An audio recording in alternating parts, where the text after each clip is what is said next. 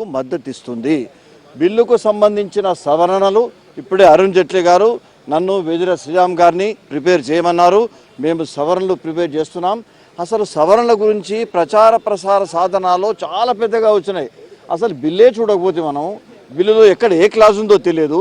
ఇప్పుడే సవరణల గురించి కొన్ని సీమాంధ్ర సవరణలు వచ్చినాయి. దానికి సీమాంధ్ర సవరణలే ఒప్పుకున్నారు, తెలంగాణ సవరణ ఒప్పుకోలేదు అని ప్రచార ప్రసార సాధనాలు వచ్చింది తప్పు. గ్రూప్ ఆఫ్ మినిస్టర్స్కు సంబంధం లేదు. ఇప్పుడు బిల్లు వచ్చిన తర్వాత మేము తప్పకుండా సవరణలు ఇస్తాం. రాజ్యాంగబద్ధంగా ఈనాడు ఎలాంటి చిక్కు లేకుండా అరుణ్ జైట్లీ గారు చాలా జాగ్రత్త పడుతున్నారు.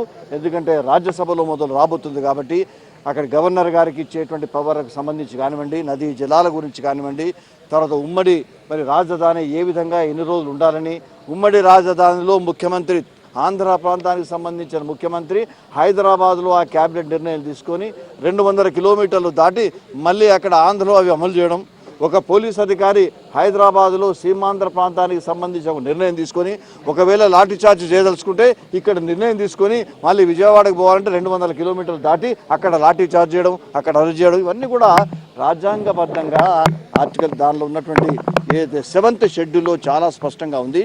7th షెడ్యూల్లో అక్కడ అందులో ఉన్నటువంటి లిస్ట్ నెంబర్ 2లో clause 1 and 2 police and public order అనేది ఒక్కసారి ఆర్టికల్ 3 ప్రకారంగా డివైడ్ అయితే అవన్నీ కూడా తెలంగాణ రాష్ట్రానికి వస్తాయి. కాబట్టి ఇవన్నీ రాజ్యాంగపరమైనటువంటి చిక్కుల గురించి చాలా చక్కగా అందులో విశ్లేషిస్తున్నాడు. అవన్నీ కూడా నోట్స్ ప్రిపేర్ చేస్తున్నాం.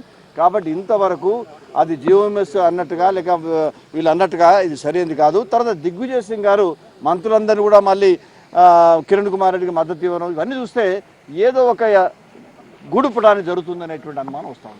మళ్ళీ చాలా స్పష్టంగా చెప్తున్నాం, భారతీయ జనతా పార్టీ బేషరతుగా బిల్లుకు మద్దతు ఇస్తుంది.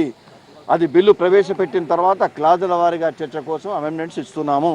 ఇంతవరకు పేపర్లో వచ్చినది వాస్తవం కాదు. లేనిది నీకు అసలు పిల్లనే పుట్టింది, కుల్లా ఎక్కడ కడతావు?